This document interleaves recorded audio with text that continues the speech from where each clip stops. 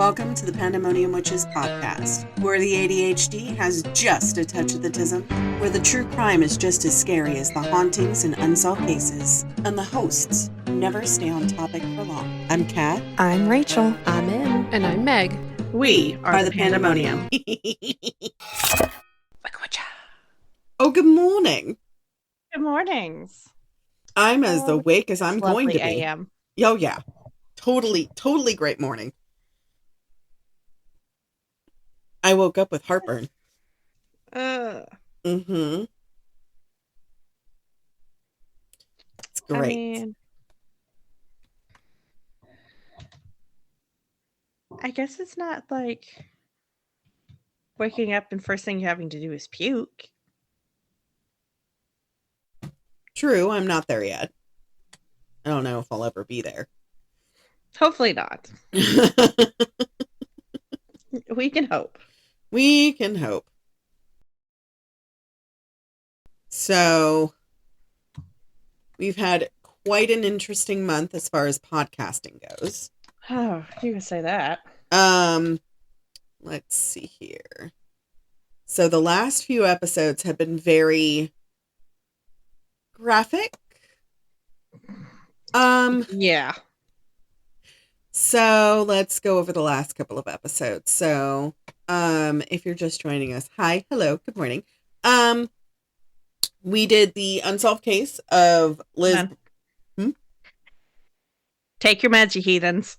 And get some fucking water, you dehydrated houseplant. Jesus. Got to make sure everybody's taking their meds. Yep. They should. If you don't take meds and you do vitamins, take those. So those are still meds. We did the cold case, not cold case, but still cold case of Elizabeth Barraza. Then we did the 2-part wonderful biopic of John Trifle and the Zodiac Killer. And then after that, we did the worst game of whack-a-mole there ever was in history. Lizzie Borden had an axe, gave her mother 40 whacks. When she saw what she has done, she gave her father 41. But that's not what happened. Not at all. No. Thank you for setting my record straight. I appreciate that. You're welcome. The more you know, shooting star. For those of you who are just like, where is that from? Will and Grace, you're welcome. Just check. If you have not watched Will and Grace, it is a gem of the 90s. Yes. 90s and early 2000s. Yes. So let me get our statistics for the week. Okay. We got some new followers. Woo! Woo! We love this. Let's just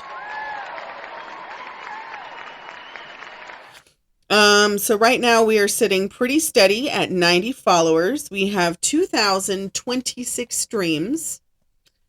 Awesome. We have no new comments. Okay. Which is fine. Okay. That's okay. And then as far as emails, let me see here. We have none. Send us emails, guys. We'd love to hear back. We would love to hear back from you guys. If you just want to send us a story or a ghost story or something like that, we would love to hear all about the hauntings. It's tpw3mpodcast@gmail.com. Good Lord, that was Midwest. gmail.com. My God. I noticed it. I was waiting for you to. Wow. Don't know where that came from. I do. My aunt. Yeah. She is amazing. I love my Aunt Bonnie. She's a hoot and a half. She would call and I would get stuck in this Wisconsin bubble for days. Oh, Dad. Oh, shit. Just a bubble. I love watching that Midwestern mom. I love her. I love her so much. She's hilarious. She really is. She's an amazing, amazing human. And it makes me realize just how many things they used to make with Jello. There's a lot. Or that they still do make with Jello. I'm just like, There's a lot. I don't know how they could do it. But let's see here. The other one is for Amazon. Eh? Let's see here. We have one listener on Amazon. I forgot we're on Amazon now. Yeah. Oh, I love. She just got off the bed to come down to have me pet her. Well, she is Senora Fluffy Pants, so yeah, we can't really. All right, so we have do we have a new country? Apple Podcasts. We have 75 listeners on Apple. Oh, yay! Okay. We have 20 followers. Hello out there in Apple land. It's not Appalachia, but whatever. There's 60% of our listeners. We're there too, but yeah, we're Meg just texted one thing me. at a time. She's like, are we recording? I was like, Rachel and I are recording. We're talking about murder, like we do every day. She's like, I'm getting better at murder. Oh, Meg. Yeah. Bless her. I'm letting her know if she wants. She can come in. But Emily is unable to make it this morning because she is not awake. We are not. We make choices. We make choices. If you're undergoing stress, we're not going to wake you up. That's one of those things. But I think today. So today is. Are you doing a double whammy because you did last time's? Yes. Sweet molasses. All right. Okay. What are we diving into today? Is it going to be a cryptid? Is it going to be murder? The murder. Yes. Sorry, I'm not excited. I am not excited for the pain of others. I am not. It's about the Black Widow of North Carolina. They're okay. Okay. I don't like Black Widows. And it's not a spider. And it's not. Okay. I do have a terrifying story about a Black Widow. Sure. So I used to be a camp counselor for Girl Scouts. Yes. And we did trouble youth and everything like that. Anybody who's been in Girl Scouts knows, one of the girls decided to catch one. Why? And stick it in a glass jar and shake it and then put it in my sleeping bag. Why would you do that? Because she hated me. She did not like me because I told her she had to brush her hair and take showers every day. Like you do. Like you do. She did not like to be told what to do. I caught her smoking twice and I was like, you are not to be smoking cigarettes. Somebody's never heard the word no in their life. All right, got it. Right. I was like, Jesus Christ, But her, foster parents eventually came to pick her up and they were like, I'm so sorry. And I was like, it is what it is. But luckily there was anti-venom there. Because, that area is prevalent for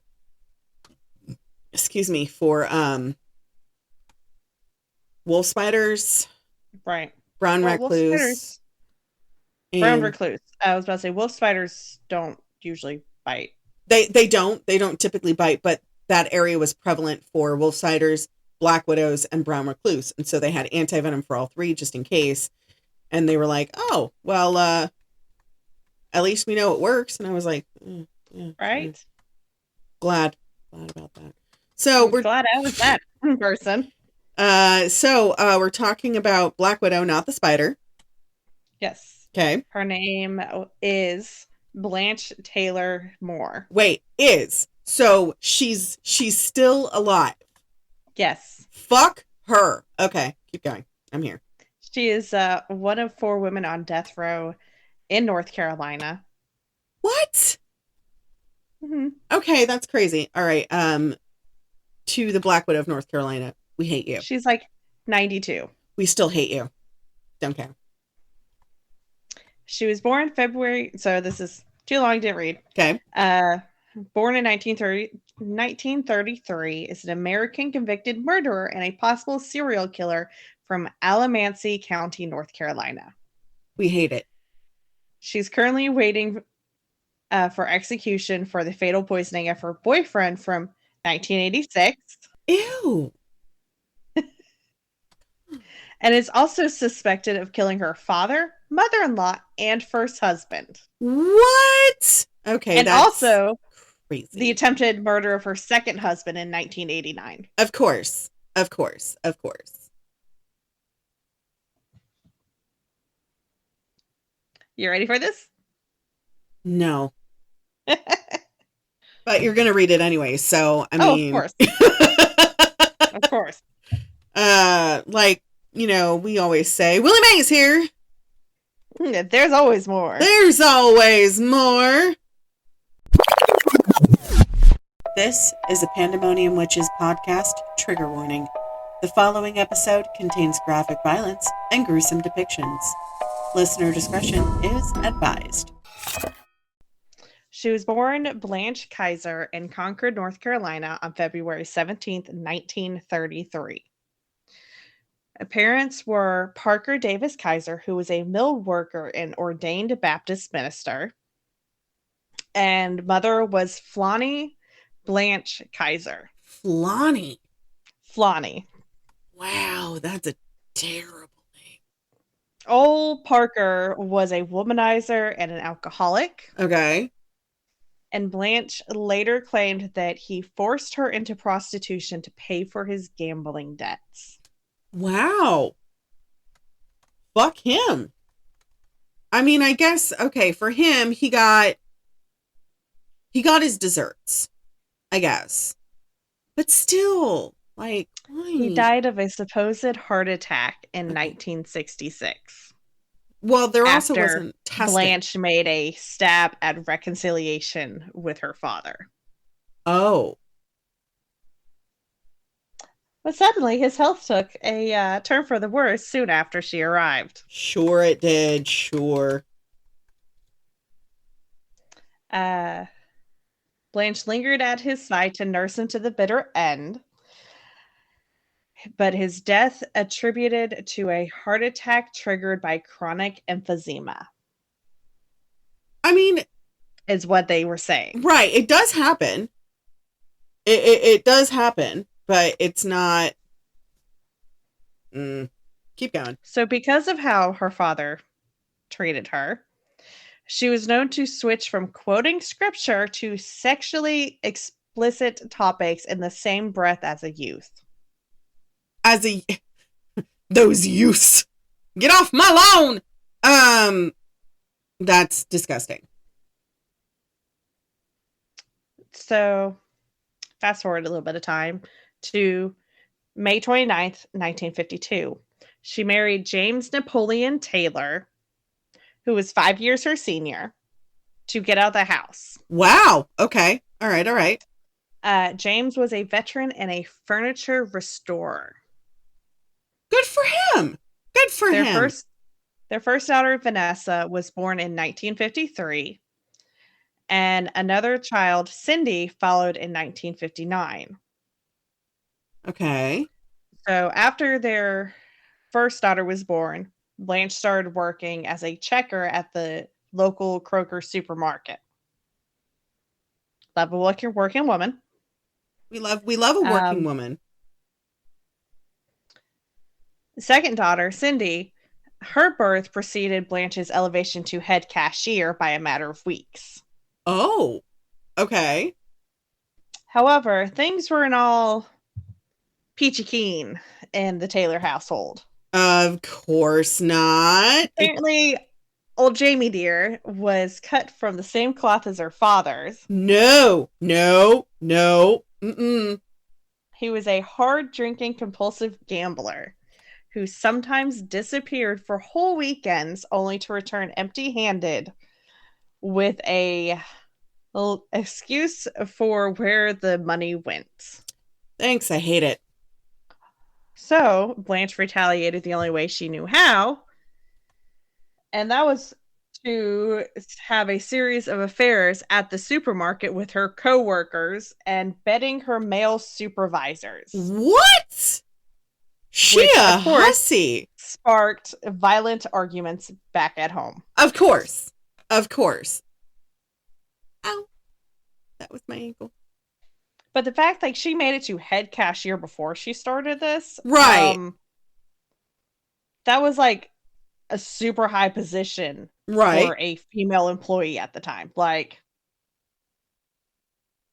because normally they didn't get past like just basic cashiers. Right. So, 1962, she started an affair with Raymond Reed, who was her store manager. Oh my. He had recently arrived to her Kroger to be the manager. He was married and had 2 young children. Of course. It took 3 years of determined flirtation for Blanche to get him in bed. So she was determined. Yeah, she was working on it. Work. Sorry. In 1968, after a near fatal heart attack and belated conversion to Christianity, Jamie boy decided to clean up his act. Okay. He became the perfect husband and father, according to Blanche. But that did nothing to stop her from continuing the affair with Raymond. Of course she did. Blanche's mother-in-law, Isla Taylor, was bedridden by mid-1970, and Blanche did her best to make the old woman comfortable. No. Because we know when the word comfortable is thrown around, it's they're gonna get murdered. They're gonna get murked. When Isla died on November 25th, 1970, the doctors attributed her passing to natural causes because, she's an old lady. Yeah, sure. Natural causes. Raymond left his wife in 1971, rented a small apartment, and filed for divorce. Okay. Blanche made a daily routine of stopping by to cook him breakfast, proclaiming him helpless without her. Right. Okay. I believe that as much as I believe the fact that I am a Playboy supermodel. October 2nd, 1973, Jamie boy dies. Of course he does. Let me guess. Natural causes, heart attack? Indeed. No fucking way. Okay. Doctors listed it as a heart attack, just like her father 7 years prior. Of course. Oh, was it arsenic? You'll get there. Stop jumping ahead. Okay. I won't. I'll be good. So after Jamie Boy's death, Blanche and Raymond started dating publicly at this point. And I went, again, not things you should do. Don't date your manager, guys. Bye. I hit a button. Did you mute yourself? I did. I'm sorry. It's okay. My bad. By 1985, the relationship had run its course and soured. As you do. Indicators show that she began to date Robert J. Hutton, who was the store's regional manager for the Piedmont Triad area. So just moving up the chain. I know we have listeners out in that area. It's not Piedmont, it's Piedmont. They're going to tear you apart. Piedmont. Tired brain pronounces words how it wants. No. For the rest of the show, it's going to be called Piedmont. That's it. That's what we're going to do. Sorry, guys. You're a bunch of fucking pies. I mean, pies are delicious, so Pies are delicious. Fucking I love a would good love to be a pie. pie. I I don't know mean, what kind it'd be, but it'd be delicious. I would be a fuck you pie. That's me. Thank you, waitress, for introducing us to that. So that relationship ended as well. And then she filed a sexual harassment lawsuit against Robert and the store in October of 1985. Of course, because you can't get away with adultery without filing charges against somebody for sexual assault. He was forced to resign, and the store settled the case out of court 2 years later Stop. for what was then $275,000. You want to know how much it is today? Yes, as always. At a 181.51% inflation rate, Wow. Okay. it is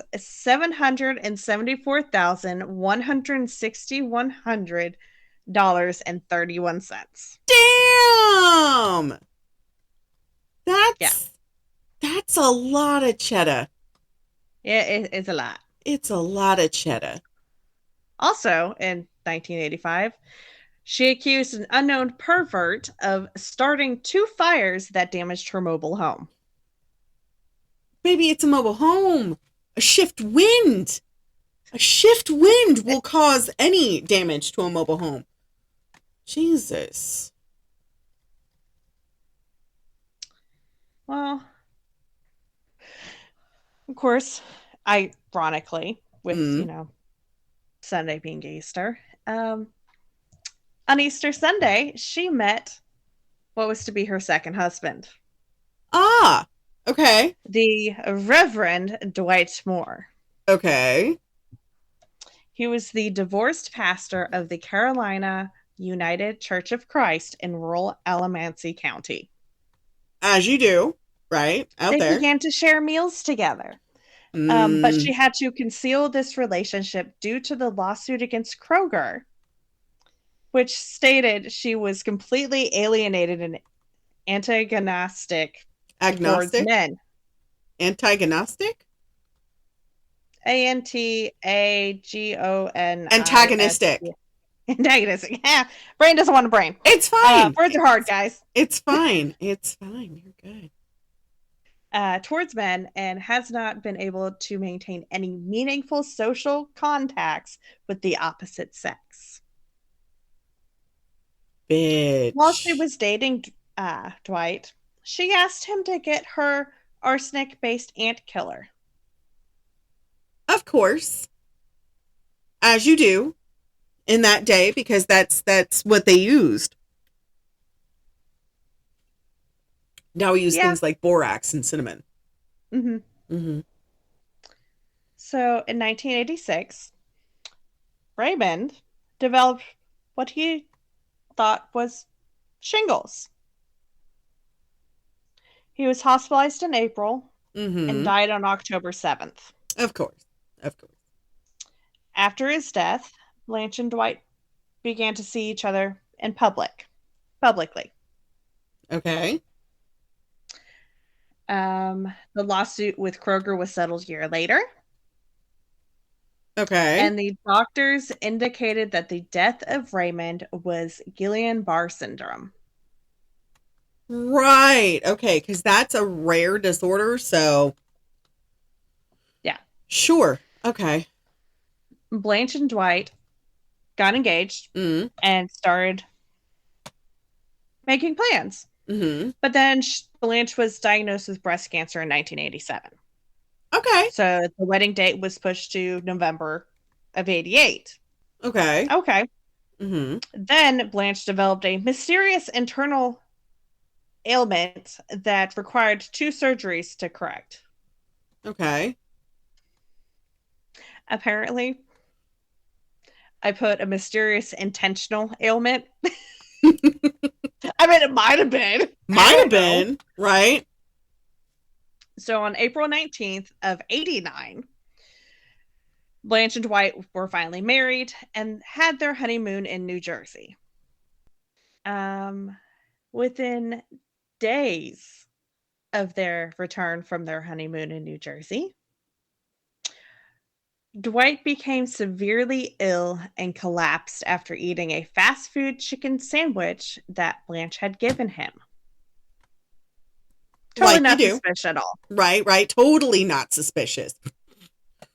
Right. After several days of extreme nausea and vomiting, Dwight was admitted to Alamance County Hospital on April 28th, 1989. He's such a good man. He's like, I wanted to give you a kiss before I go. I know you're busy. And I was like, For the next 2 days, he bounced between Alamance County and North Carolina Baptist Hospital in Winston-Salem. okay. He was finally admitted to North Carolina Memorial Hospital in Chapel Hill, where his condition deteriorated further to the point of near death. Okay. Dwight told doctors that he had been working with herbicide soon after the honeymoon. Maybe it was that. No. No. Doctors Lucas Wong, Jonathan Soroti, Mark Murphy, and George Sanders, after discussing with the hospital's toxicologist, ordered a tox screen to check for herbicide poisoning. As you do. That doesn't make sense. What? I think I had the wrong date. 1 second. Because I went March, and I was like, I think that's the wrong date. Hold on. I got...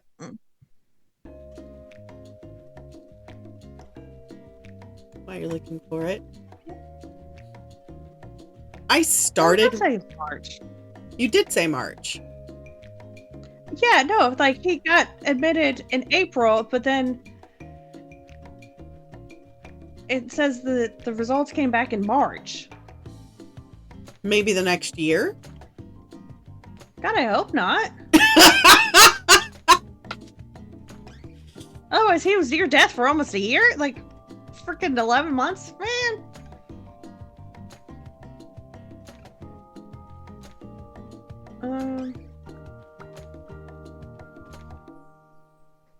I'm going to say May, because I feel like May sounds much better.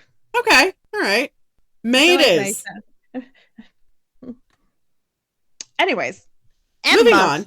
The 13th, the results come back. Showing that old Dwighty boy had 20 times the amount that would be considered a lethal dose in his system of arsenic. Arsenic. I knew it. I knew it. 20 times what would be a lethal amount. Yeah, but you're on an arsenic roll right now, my dude. Like the last couple of cases, you're just like... I was laughing about it the other night when I was doing this. I was like, what the fuck? You're just like a little arsenic for you, a little arsenic for you. Like, I'm just on a roll. Like, every single one I pull, arsenic. Listen, we talked about it on the Arsenic and Old Lace episode. It's one of those things, man.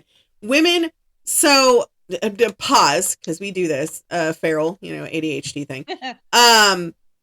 So let me take that out. I'm also doing notes at the same time while I'm listening, because multitasking, like you do. Things we do. So we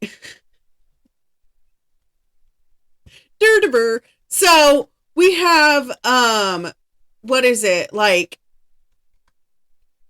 a fixation on certain things. I think yours is on arsenic. Yes, I think not intentionally. Yeah, not intentionally. Mine is also almost always like serial killers or gruesome murders, but that's like my we talked about my Roman Empire, Victorian murders, Pompeii and the Titanic are ours. We share Titanic, right? I hear nothing. What? You muted. Just kidding. Just kidding. But yes, Titanic. Also Elizabeth I. Yes. Lizzie Borden. A lot of just the European royals, I think old school Europe. I do like following the modern royals. Right. But something about the older ones, man, like they just scratch my brain. Well, I mean, it's also like now they're scraping the bottom of the barrel when it comes to the royals, you know? Oh, yeah. I mean, That's what happens when freaking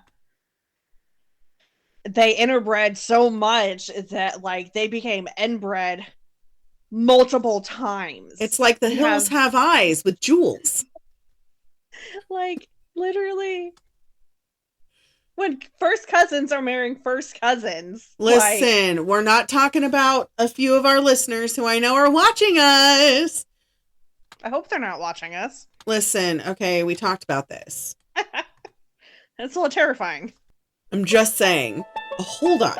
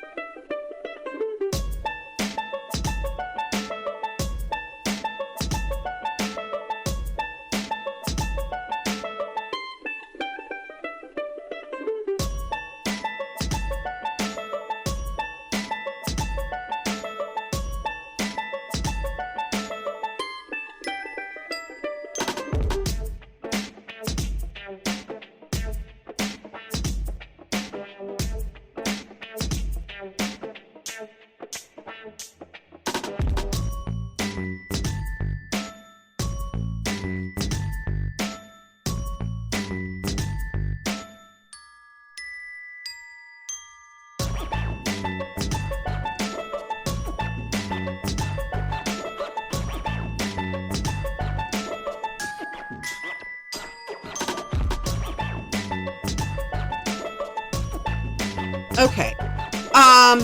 That being said, anyways, we're just gonna keep going. I'm gonna cut that part out. I know. What the hell? Anyways, okay, so we're Moving on. discussing Anyways, we're discussing so your Roman Empire old fucking Dwighty boy. arsenic. Yeah. Anyway, so Dwighty boy had 20 times the amount of what would be a lethal dose. Mm-hmm. Like, how the fuck was that man not dead? Right. This was the most arsenic found in a living patient in the hospital's history. Right. The fact he was still alive. Yeah. They said he was still alive due to the fact he had a robust constitution and thus he survived, but unfortunately lost the full use of his hands and feet. Ooh, poor man. Like, I mean, if I just survived 20 times the lethal dose of arsenic and all I lost was my hands and feet, I would still be considered myself lucky. Right, Like, all right, right. cool. Bet. Like, Right. I don't need him. Fuck him. I don't need him. Right. You know, like there's what is it? The not the pinchers, but you know what I'm talking about. Right. The like how I use tongs to get stuff out of the washer Yes. dryer, you know? Yes, the little grabby things. Yes. The little dinosaur heads. Yes. So he was still suffering from complications as recently as 2010. However, he passed away January 11th, 2013 at the age of 77 in Hampton City, Virginia. But I mean, still, he lived a good chunk of the rest of his life disabled after that. But the fact he survived. Yeah. Major kudos. Did he testify against her? You'll find out. Quit jumping ahead. Listen, I need to know. I'm getting there. Tell me. I'm getting there. Hold on. Okay, fine. So the hospital and North Carolina State Bureau of Investigations, SBI, notified the police of Dwight's results, as they should. Because that's a huge fucking amount to have found in a dead human body, let alone one that was still alive and talking. Right. So when interviewed by the police from his hospital bed, he mentioned that Blanche's former boyfriend had died from Guillain-Barré syndrome, which has very similar symptoms to arsenic poisoning. You don't say. So Investigators then discovered that Blanche had attempted to change Dwight's pension to make herself the primary beneficiary. Because, Dwight was previously married, had Right. children with his previous wife. Right. So obviously, the kids were beneficiaries. She tried to change that because Okay. she wanted his money. So, due to all these new findings that, once you shed a light, things scatter, they got court orders to exhume the bodies of James, Raymond, and her father. Mm-hmm. Autopsies were performed and shown that elevated levels of arsenic were found in all three bodies. As you do. The levels in Raymond and James were determined to be fatal, which then reclassified their cause of death to be the result of arsenic poisoning. There we go. There we got it. There we got it. There we got it. Okay. Okay. It also came out that the doctors at Baptist Hospital, where Raymond had been admitted in 1986, had ordered a tox screen on him. So the doctor already suspected. So when the results came back, uh-huh, the resident that was responsible for Raymond's care had rotated to another hospital and never passed it on up the chain of command. Okay. And the results had shown an extremely high level of arsenic in Raymond's system. Of course. So, if that resident had just done his job and turned shit over, right, it wouldn't. Right, it wouldn't have escalated to where it is. Right. During interviews, Blanche made statements that Raymond and James felt depressed and suggested that they themselves had probably been taking arsenic themselves, which investigators found to be highly improbable. Right. It's not like... No. Mm-mm. You can... what is it? One of my friends, he works with venomous snakes. Mm-hmm. Like, his wife's an entomologist, and he's a... Right. Whatever. I don't even know. Listen, I've known him since we were kids. He's always been weird. But he had to introduce certain venoms into his body just so he could... handle the snakes. Yes, because one of them, their venom paralyzes it, and then they constrict, and then they swallow the person whole, and it's like a giant... They're huge. Their bodies are ginormous. Anyways, they would not be taking arsenic, not willingly, right? Or not in massive amounts that it kills them, right? Because some foods do contain very tiny itty bitty levels of arsenic. Correct. That's why moderation is so important, guys. Anyways, so it then emerged to the investigators that Blanche had been sleeping with Raymond the same time she had begun dating Dwight. Okay. Which raised a lot of questions about her possible involvement with Raymond's death. She also had Dwight's hair cut to prevent hair samples from being obtained by SBI. So they had to use pubic hair from him instead. Oy. Okay. I mean, hair's hair. Hair follicle hair is still hair. Right. Just really from there, but I get it. Right. When they can't obtain hair from anywhere else on him. Whoopsies. Good job. Way to go. Woo-woo. So on July 18th, 1989, Blanche was arrested and charged with first-degree murder in the deaths of James and Raymond. Mm-hmm. She was also charged with assault with a deadly weapon for the poisoning of Dwight. Oh. Prosecutors later dropped the charges in the case of James and Dwight after she was sentenced to death for Raymond's murder. Mm-hmm. October 21st, 1990, trial opened in Winston-Salem. Okay. She adamantly denied giving Raymond any food while he was hospitalized, but the state determined that was a lie with 53 witnesses. Wow. Not just like a handful, 53. They're like, bet. Like, bitch, we got you. Damn. Right? Like, I know, seriously. the state had an easier time making a complex case because Raymond's ex-wife and sons sued Baptist Hospital for malpractice. They were able to get the normal statute of limitations for wrongful death thrown out, Okay. as they were able to prove that Blanche, as executor for Raymond's estate, should have been the person to find out what about the toxicology results. Yes. The Reed family argued that Blanche fraudulently prevented them from finding out about the test. Long-standing precedent in U.S. courts holds that statute of limitations do not apply when the defendant engages in fraudulent concealment. So because of that, they're like, ha, guess what? We gonna get you for this. Serious. Yeah.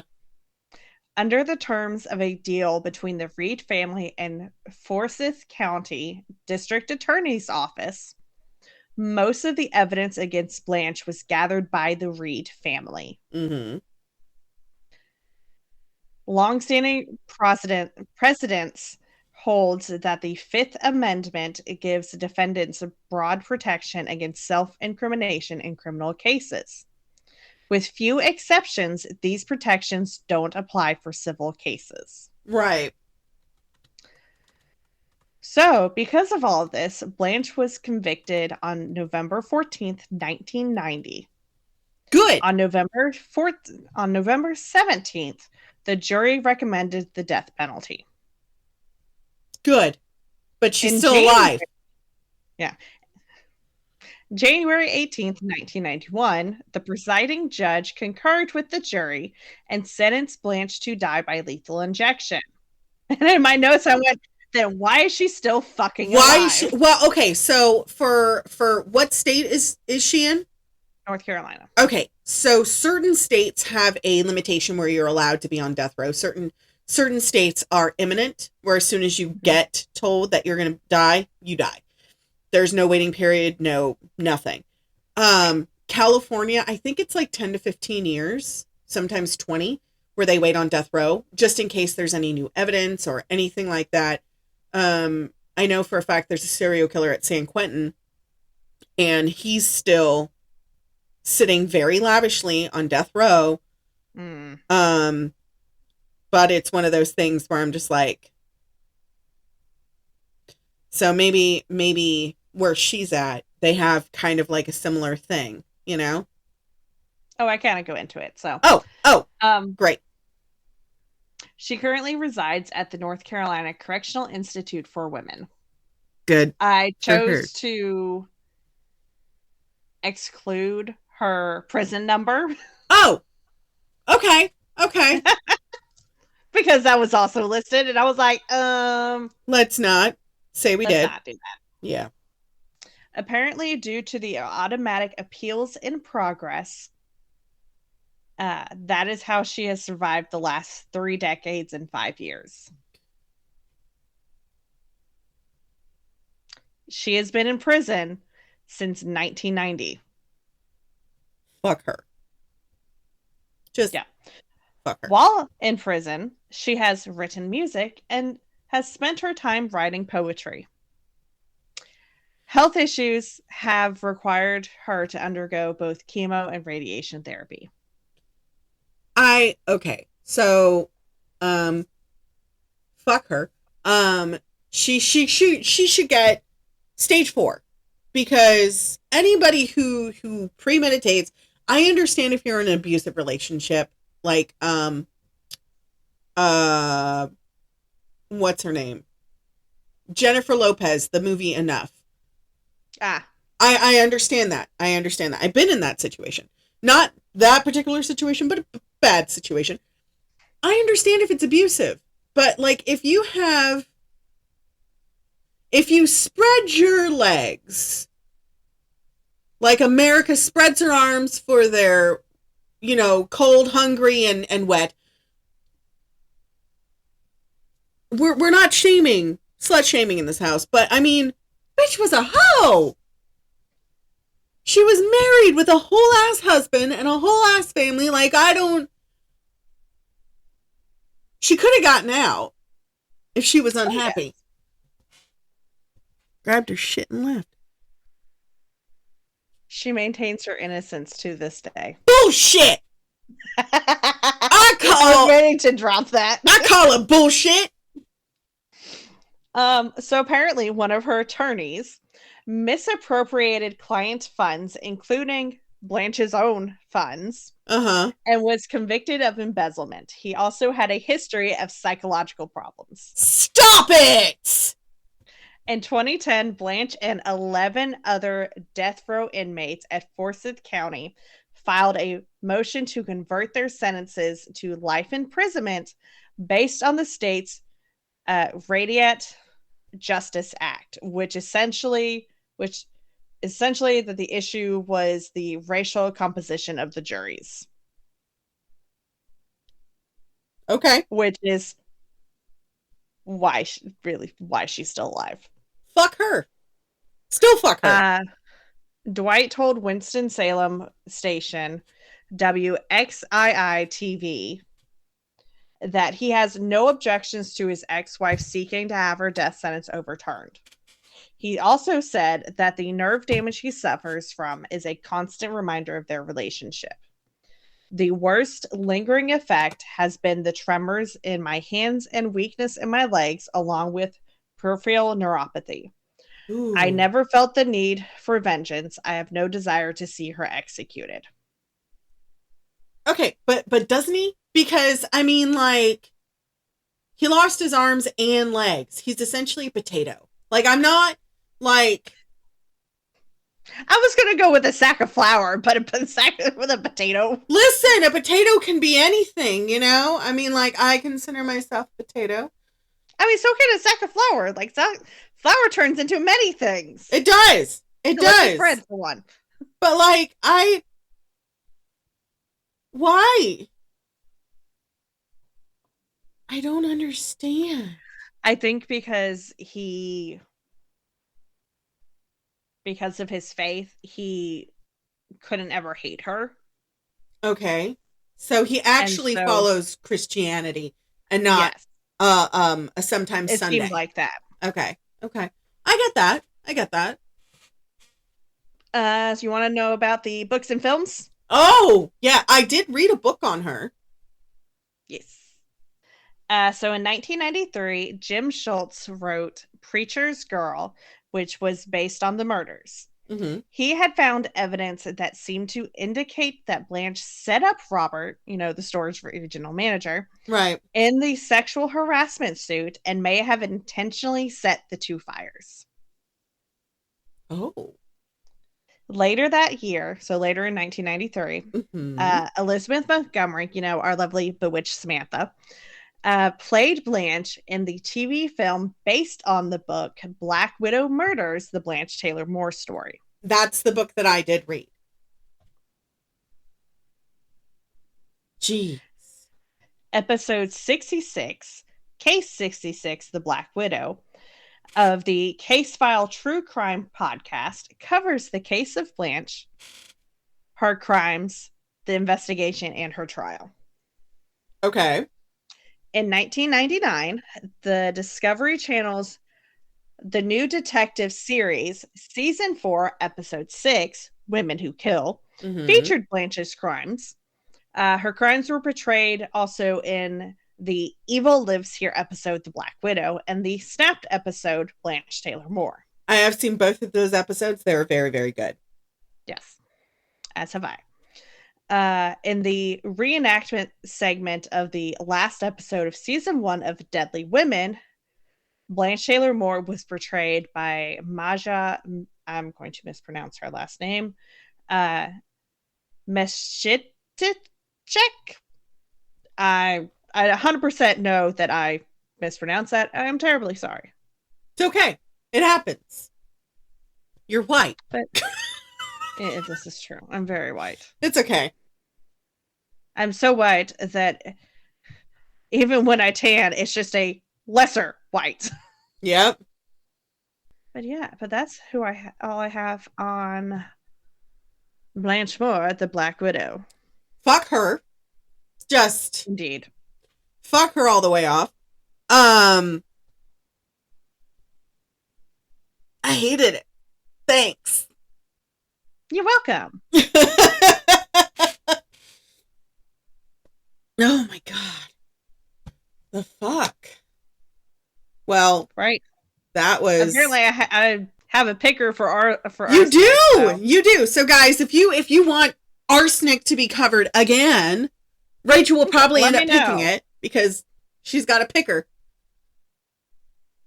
Right. Well, I hate it today. Thanks.